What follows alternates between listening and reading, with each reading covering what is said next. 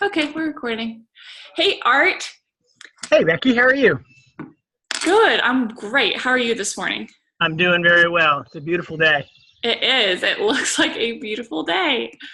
Well, hey, Art, can you tell the world, people in the Parks and Recreation profession, a little bit about yourself, a little bit about your background, and maybe where you are right now?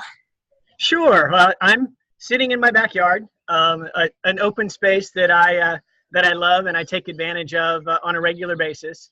And well, I've been in the Parks and Recreation field since the early '80s, and developed a passion for Parks and Recreation and the outdoors as a young child. Had the opportunity, when my father was in the military, camped all over Europe, and then we came back to the United States and camped all over the United States. So it was just kind of in my blood from the beginning. And went through the Boy Scouts, had the opportunity to become an Eagle Scout and become a troop leader and do all of those things. So, had the opportunity to do that. Went to college actually to become a PE teacher, and kind of got shifted. The university dropped the program, and so my advisor moved me towards Parks Recreation, Natural Resources Management, and so I had the opportunity to go to work for a small community a couple of years after I graduated from college, and was the best experience of my life. Was able to really start the program from the ground up. When I started, I was the fifth director they had hired in 4 years' time, and so the city manager just basically said, there it is, go do your thing. And so, had a really unique opportunity to do that. And I've worked there for 14 years, then had an opportunity to move into a larger department, and really do some innovative things there with them. Was able to kind of introduce, after school programming in each one of the elementary schools, and then also 4 of the 6 middle schools. We were at the city of Hampton, we were transitioning over from kind of a regional schools back to neighborhood schools. And so the community wanted the elementary schools to become the centers of the neighborhood.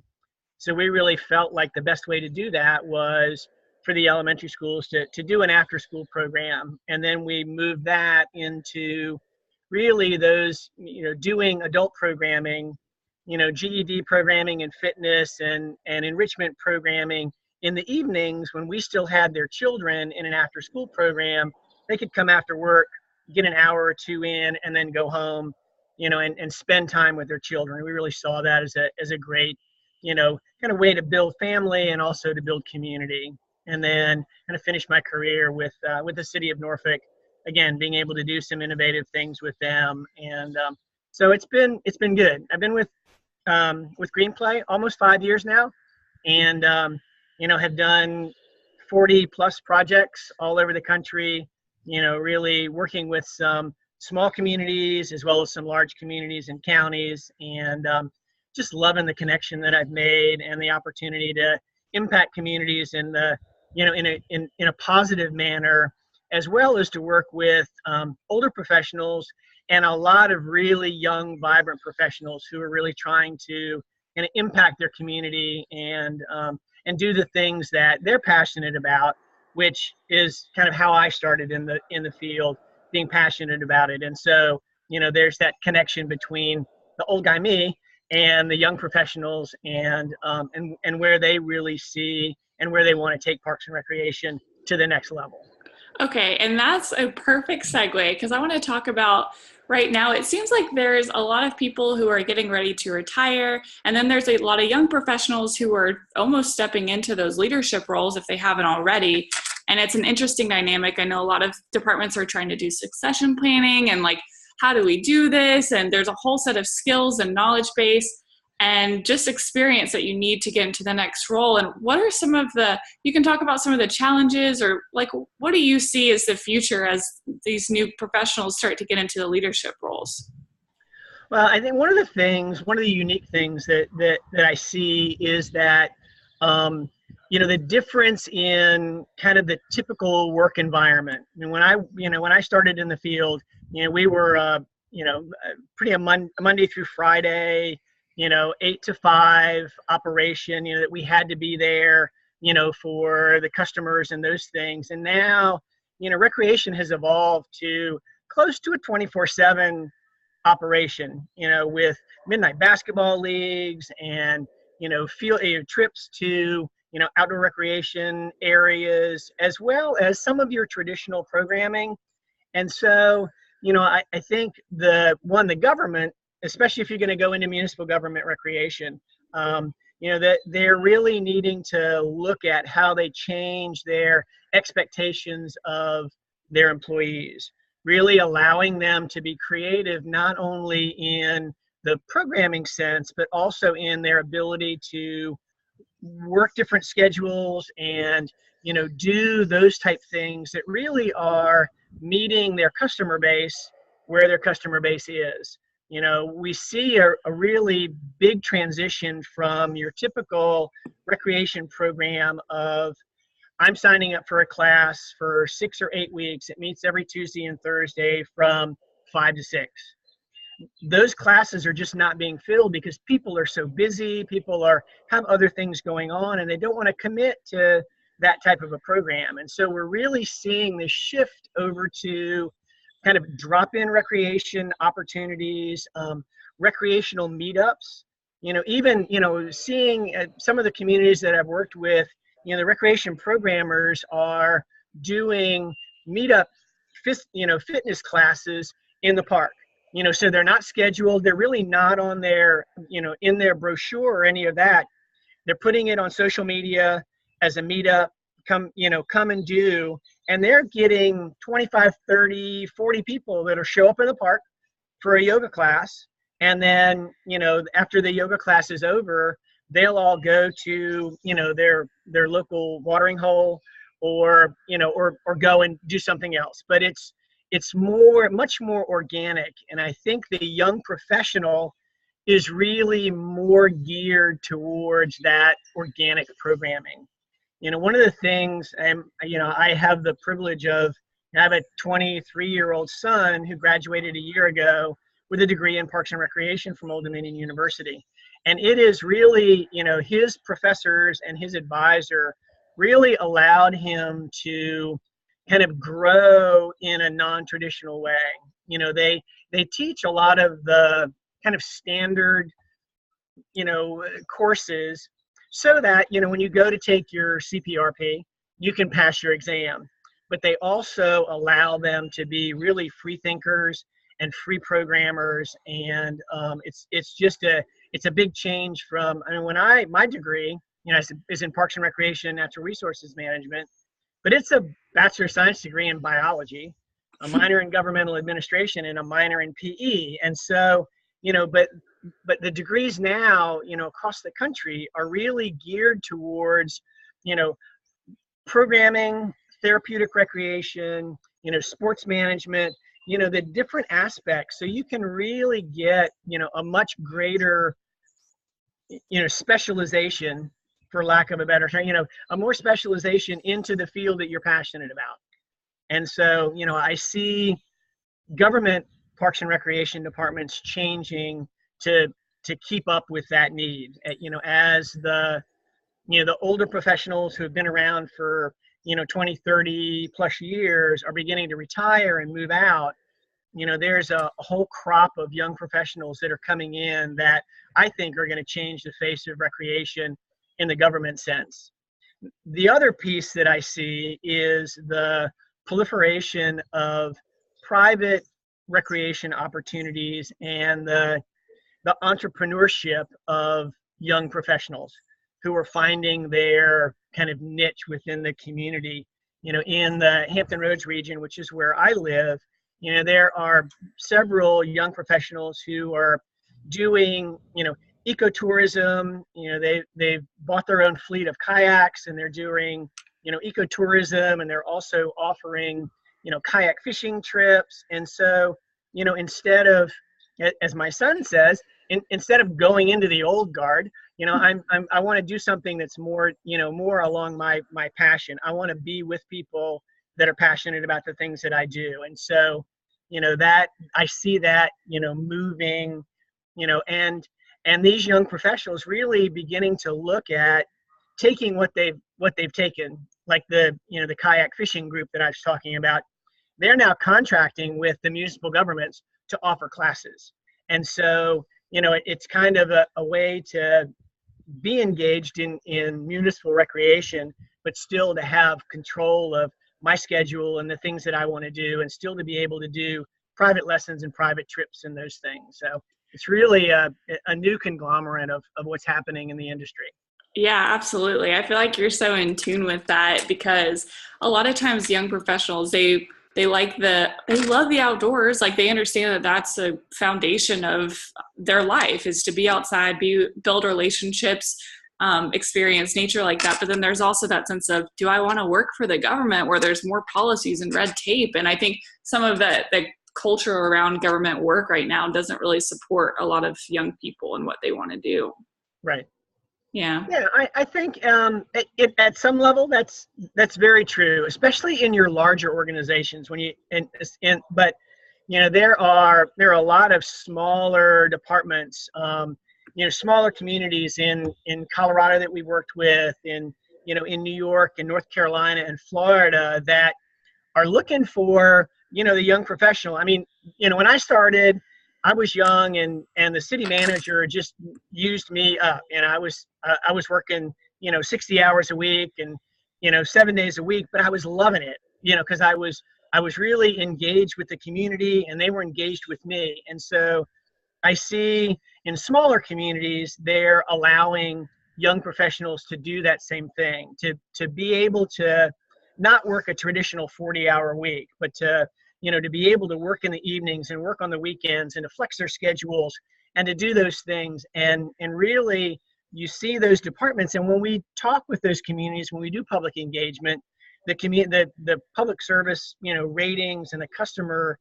satisfaction ratings are high. On a 5-point scale, they're in that, 4.8 in those communities, where in the larger departments, it's more, in that 3.8 to 4 of being satisfied, but not really going over the top. And, again, I think that's just the being able to connect with and really engage the community in what they want to do. Yeah, exactly. So, and that's a good point too. So let's talk about some of the communities and how maybe they're shifting their perspective, to see Parks and Recreation not as this like nice to have thing, the thing that's always on the bottom of the budget, but as something that is really essential and core to a community, because people want to go out and have fun and interact with, go out in programs and sports and that kind of thing. Like, how have you seen that shift over time? Well, one of the things that we see, and when we do, public engagement, we do focus groups and stakeholder meetings, and when we do our surveying, as we ask, what would you like to see and what would you like to be doing? The kind of the top things that we hear from folks are, they want to preserve open space. They want to maintain what they currently have. And then they want to be engaged in outdoor recreation and kind of adventure programming. And so, as we begin to kind of look at how communities are developing that, one of the things that we see is, that really Parks and Recreation and outdoor recreation really are more than just the kind of the social aspect that, that it used to be considered as, well, that's where you go to kind of have fun and to, and you get some exercise and do those things. But really, we see, parks are now a major environmental factor in communities, with, stormwater retention and stormwater treatment, as well as, carbon sequestration and those things. So really there's an environmental side to that. And then we see the health side, everybody's, looking at, how getting out, being more health conscious, being able to walk in parks, being able to, ride your bike in communities, and how Parks and Recreation really plays a major role in kind of the overall health of the community. We know that, and research has shown that a child who has ADHD, that if they spend time in nature, that their need for medication is much less. If they spend time outside, it really it relaxes them. They get away from, their screen time and those things that are really kind of invigorating their mind, and they get a chance to relax and really kind of take in what's around them.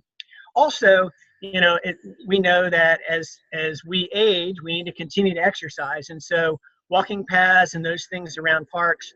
I mean, it's shown that if you put a perimeter walking trail around a park, that the usage of that park will increase a minimum of 70%, because people are going to come and use the park. I mean, it's going to engage it. I can take my child to the park, they can play in the playground, and I can walk the perimeter and I can see my child the entire time that I'm doing it. And so, we're double dipping there. And so it just increases how we're being able to use the parks. And then the final piece of that is the economic side of it. For years, we've known that properties that are adjacent to parks, golf courses, open space, typically are a minimum of 10% more valuable than properties that are away from those. The other thing that we see is with the millennials and with the baby boomers who are now becoming empty nesters. When we ask them what they want to see in communities and why they're moving to communities, what they're looking for are they're looking for walking trails and bike paths, so connectivity, being able to live in a community where I can walk to the grocery store, I can walk to a restaurant, I can ride my bike to work. Those are the things that they're looking for. They're looking for open space. As a millennial, or as a baby boomer, as my kids have moved out, a lot of my generation are now, they've got dogs in the home and those things. And so that's part of their exercise, is taking their dog out, walking the trail, doing those things, going to a dog park to socialize, that, as well as the millennial generation. They're choosing to delay having children until their 30s. And so many of them have dogs as well, as companions. And so they're doing the same thing. They're looking for opportunities to be able to take their dog to a dog park, take their dog to the trail, do those things. And those are the things that we now see communities investing in, because that's your workforce. And so one of the things, there's an economic development and a planning term of placemaking. And so really that placemaking is looking at the community and what's attracting the workforce to the community. There used to be a time when the business would come into the community based on its police and its fire and its schools, and they would come in and build in the community, and then they would attract the workforce to come in.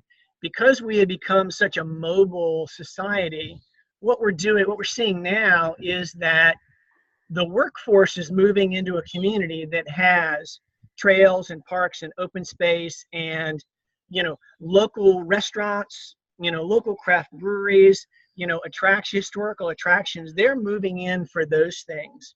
And now business is following them, because the workforce can now basically work from anywhere. They can be mobile. They don't have to, go into the office every day. And so, industry is really seeing that, as well as many baby boomers as well as millennials are not necessarily doing your traditional, I'm going to work in a career.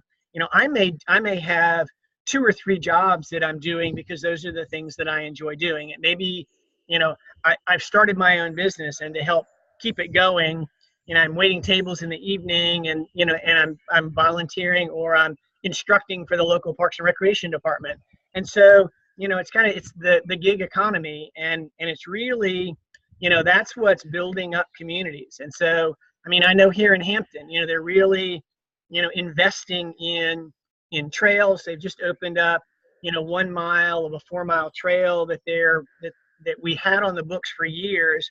And now the council has really realized that, oh, well, if we invest in this, we can keep young people here, and we can attract other young people and millennials here, that aren't really putting as much burden on the system for, they don't have school-age children, so they're not, increasing that burden. And so communities are really, they're moving from, kind of that discretional spending on parks and recreation to really seeing it as a core service not only for planning and development, but also for economic development as well within the community.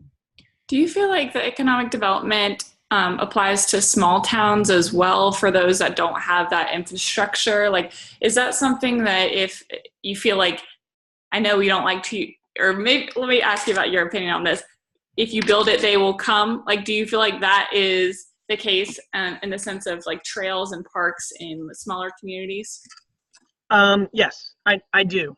We did a project in excuse me, in Caswell County, North Carolina, which is a very small community. Kind of the center of all of their their recreational opportunities is in kind of the county seat, Yanceyville.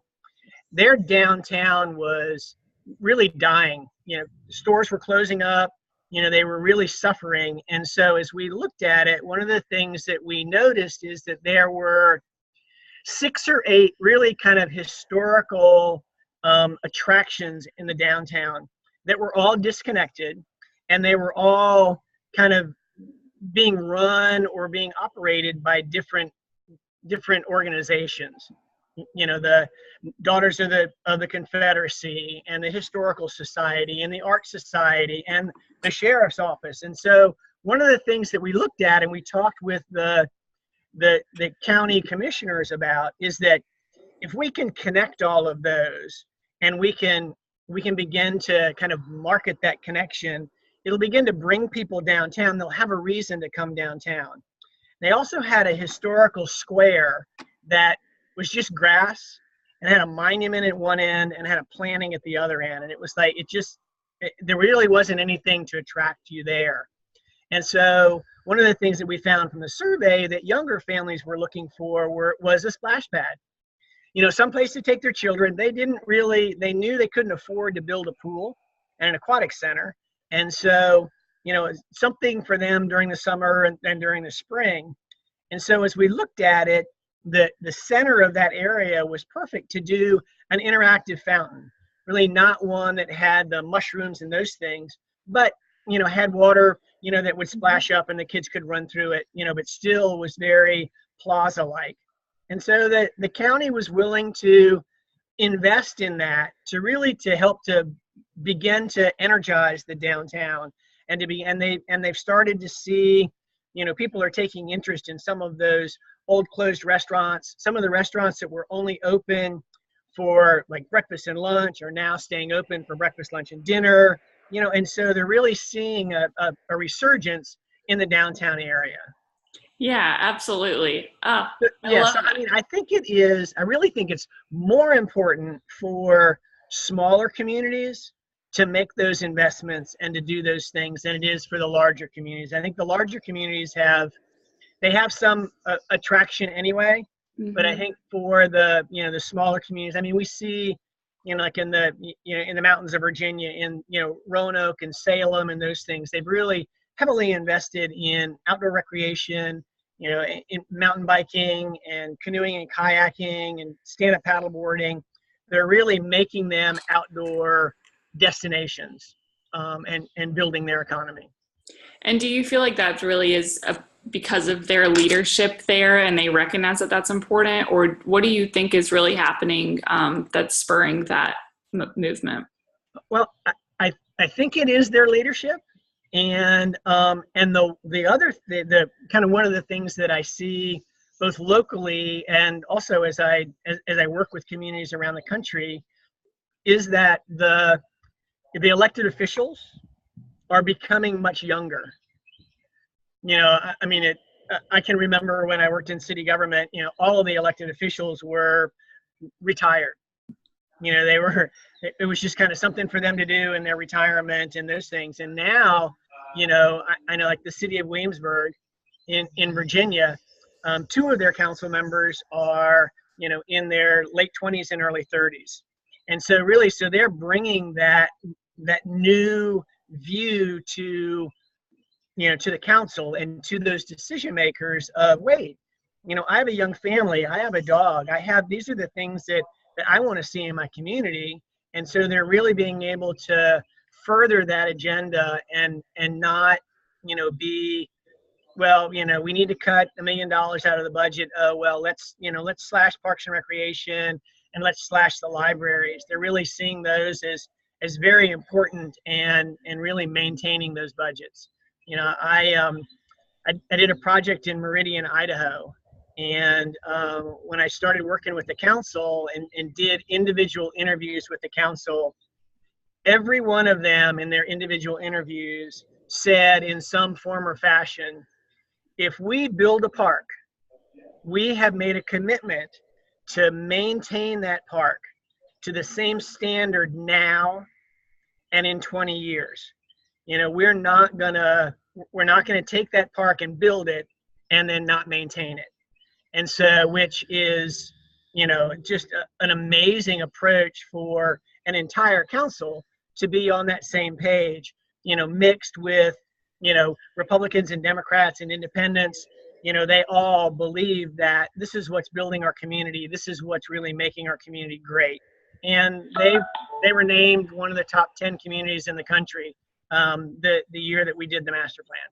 Yeah, that's incredible. Yeah. And so, like, as agencies are realizing this is important, but maybe they don't have the resources or they're working towards that investment. Earlier, you mentioned partnerships are becoming so important and being able to reach out to private companies, businesses who are trying to have those services. Can you, I think a lot of times there's some hesitation, either one, like naming rights for certain, for a park or a facility, but then there's also how does one start that conversation to build a partnership so that they can give away some of the burden of programming, because they probably don't have a big staff.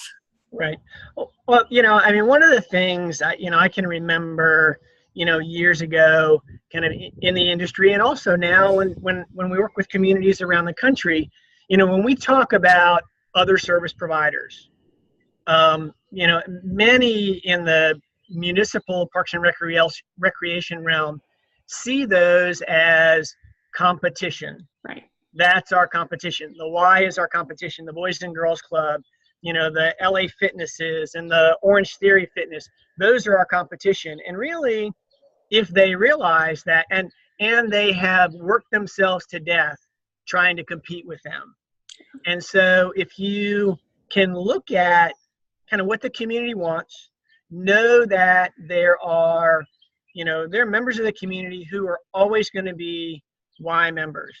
I mean, that's just it. They grew up in the Y, and so they're just in that kind of service to the YMCA, which is a good thing, because if you've got a community of 100,000, you don't have the facilities and you don't have the staff and you don't have the resources to provide services for every one of them.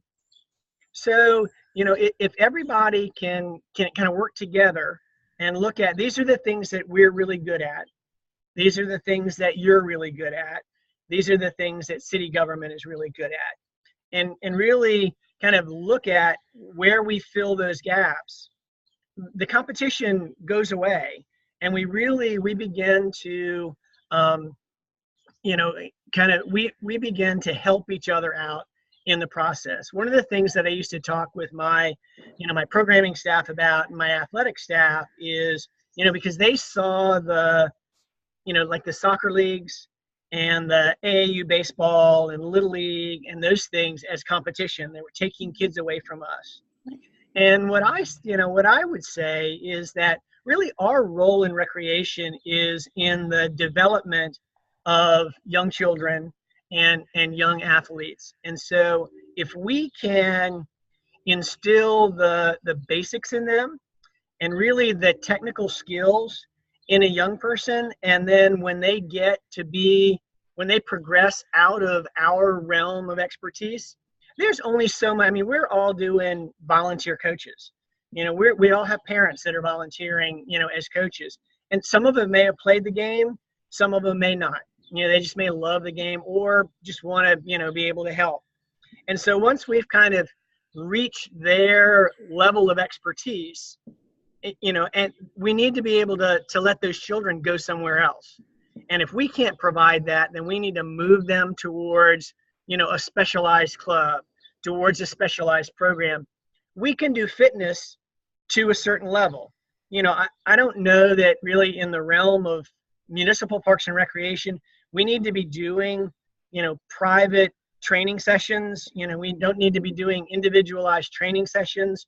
Our role is in providing access to, say, fitness, gyms and exercise classes and those things. And then if they want to progress further than that, if they really want to, become more specialized, send them to, the CrossFit gym, send them to, the Orange Fitness Theory, facility, send them to, the personal trainer.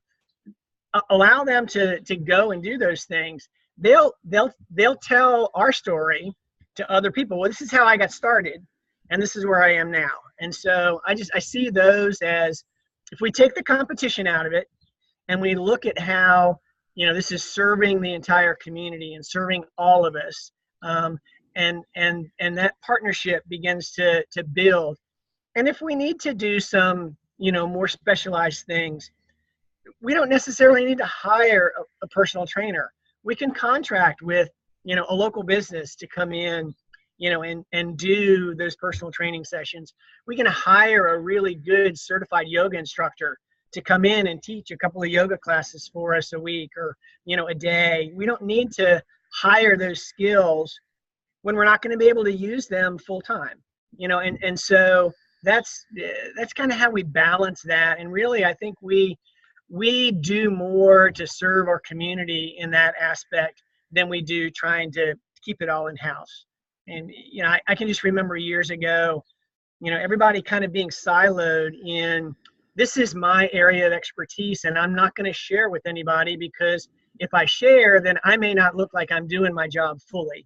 Right. And what I see with young people now, young professionals in the business, is collaboration is everything. I know, working for Greenplay, I know if I run into something and I can't find the answer, I can put an email out to all of the other consultants and say, hey, I just ran into this in a community. I have not seen it before. Has anybody else? And within an hour, I'll get 3 or 4. Oh yeah, I saw that. We took care of that in this community, and this is what we did. Oh yeah, I've seen that. This is how we handled that. I haven't done it, but I read this article on it, and here's the article and the link to it. So collaboration is the kind of the way the industry is going to move, and the way that we're going to continue to grow the industry and to grow our impact with citizens and with the community. Awesome. All right. So Art, my favorite question is, what do you feel like it means to raise the bar in parks and recreation? Well, I think raising the bar is, something that I think we should strive to do daily. I think, for so long, or so many professionals in the field have been in the field, and it's, you're kind of doing the same thing over and over again. And so it's very easy. And so I think, looking for those opportunities to collaborate, looking for those opportunities to get out of your comfort zone, to get out of your box, and to move. If I've been in athletics my entire life, go do a kayak fishing trip. Go do something that, find something that really interests you and will kind of help you move that bar. Go work a week in your summer camp. Get out of your routine, get out of your realm. Bring an intern in and let the intern inspire you. I had many interns when I worked in the field, when I worked for local government. And one of the things that I always wanted to make sure happened is that the intern had a positive experience and they had something solid that they could take away. So a project or, a program or something, they could kind of hold that and walk away from it. And I was always learning something from them.